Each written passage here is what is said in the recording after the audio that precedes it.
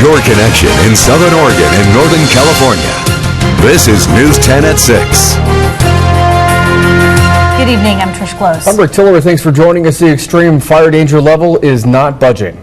By now, fire season would normally be wrapping up. Instead, more firefighters are getting called out. And since Krystle Henderson has more on tonight's top story at 6. We're still in major fire mode. Extreme fire danger just won't let up. Firefighters still on high alert and in high demand. We sent one of our 20-man hand crews out of the Medford base up to the Cascade Complex up in the Mount Adams area in Washington. Over the last few weeks, we've had quite a few crews in the Washington area when they got hit with that lightning about 3 weeks ago. Grayback Forestry firefighters working twice the number of days than they would in a typical fire season. And that season would normally be coming to a close. Instead, it's still going strong. And Grayback Forestry is working to keep its crews on the clock. A lot of our seasonals are college kids that go back to school, so that affects our amount of employment. That's just kind of our main thing, is just juggling and trying to keep the guys going as long as possible. The Oregon Department of Forestry also has its crews out, monitoring old fires and ready to respond to any new ones. Typically by the start of October, the fire danger would be dropping to moderate, but that's not the case. The Oregon Department of Forestry says with our unusually dry, hot weather, this arrow is staying stuck on red for at least the next week.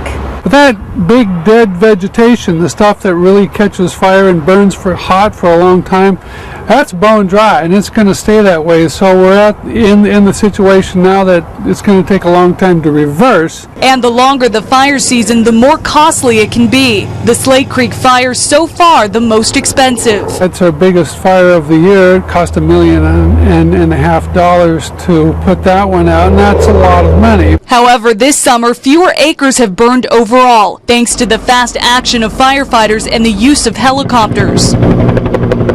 But that also comes with a price. It's an expensive asset, sure. Helicopters cost a lot of money, but they've really proven to save us a lot in the long run with keeping the new fires small. Firefighters hoping the bill doesn't get any bigger as fire season marches on. Covering your news in Jackson County, Krystle Henderson, News 10. If these kinds of ripe conditions keep up, ODF says we could see one of the latest fire seasons on record in the last decade.